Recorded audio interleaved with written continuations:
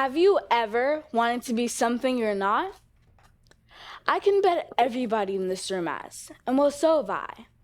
It is important to own and embrace all the things that make you you, but it may not always be easy.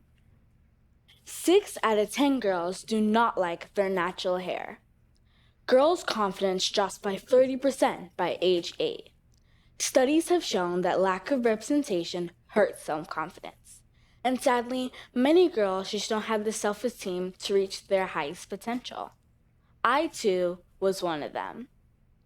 One day when I was 6, I came home from school and asked my mom, "Mommy, why isn't my hair straight or pretty like my classmates?" You see, most of my peers did not look like me or have hair like mine. I really wanted to fit in, but seeing them do things with their hair that I can do the same way made me start to question my hair. They also used to ask me if they could touch my hair, which made me feel weird and different. My mom, as you can imagine, was heartbroken. She tried to encourage me with affirmations and books, which really helped. But what started this journey was my doll. You may not realize it, but representation in play is so important. Toys affect the way we see, think, and feel about ourselves. Only 26.3% of children's books feature kids of color.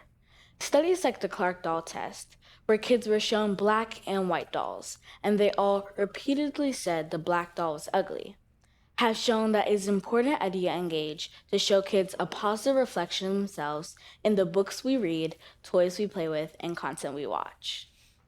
Dolls, specifically, are meaningful in the life of a child, especially girls. A doll is usually a girl's first best friend and is seen as the standard of beauty.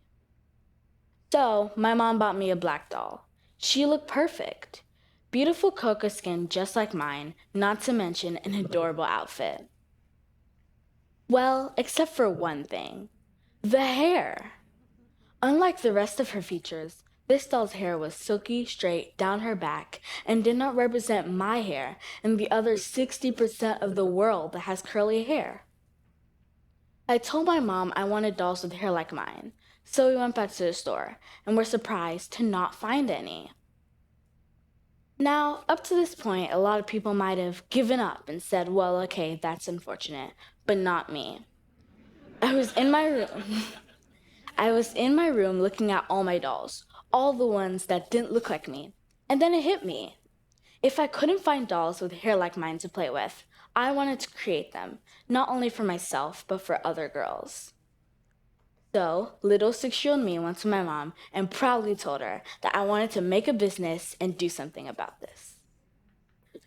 Now, of course my mom said yes, but she didn't exactly take me seriously.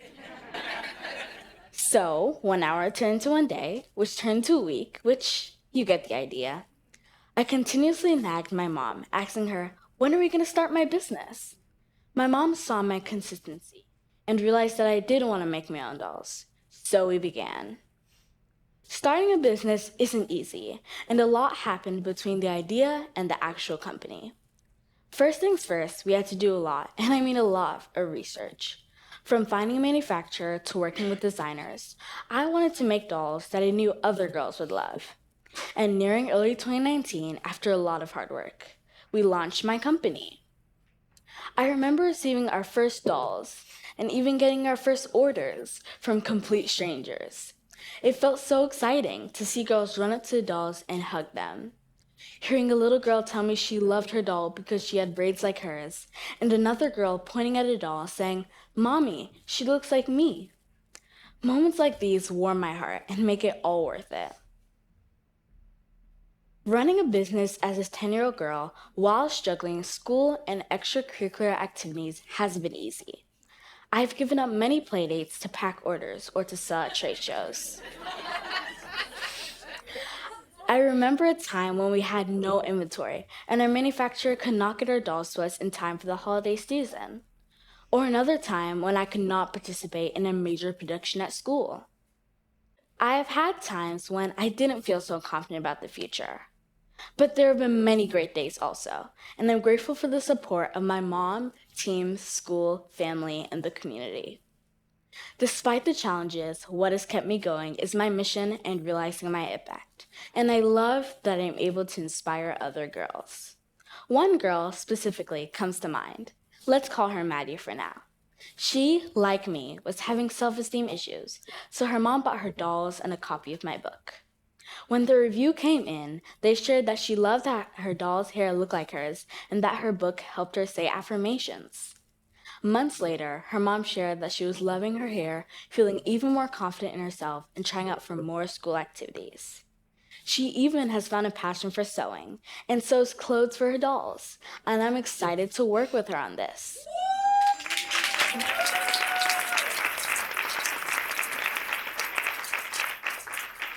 I want to help even more girls have the confidence to follow their dreams. And I love that I'm able to give dolls away to young girls in need, because every girl should have a doll that she can see herself in and feel beautiful, no matter what. A lot of people ask me, how are you able to do all this? What makes you so confident? What I would say is passion.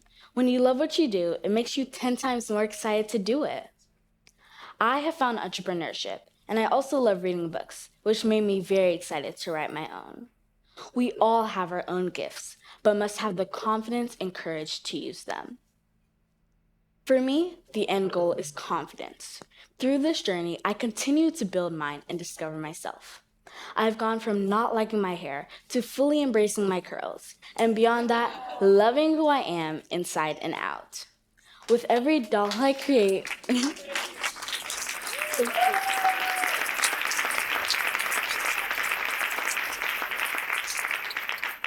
with every doll I create or book I write, I am able to show another little girl that it is possible to do anything she sets out to do. To all the young girls that are listening, believe in yourself. Don't take no for an answer. Be you. Remember that confidence is a journey. Sometimes you may feel confident in yourself, and sometimes you may not. That is okay. Building your confidence should be a daily habit, and it starts in the mind. Saying positive affirmations, exploring and discovering your passions by doing things you love, and playing with, reading, and watching things that will empower you are important. I like to call this putting a pep in your step.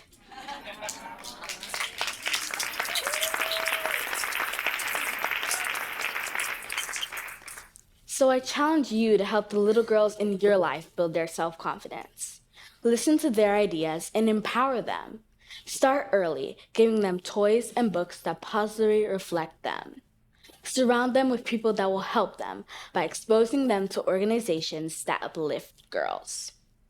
Together, let's raise the next generation of curly and confident girls that will change the world. Thanks.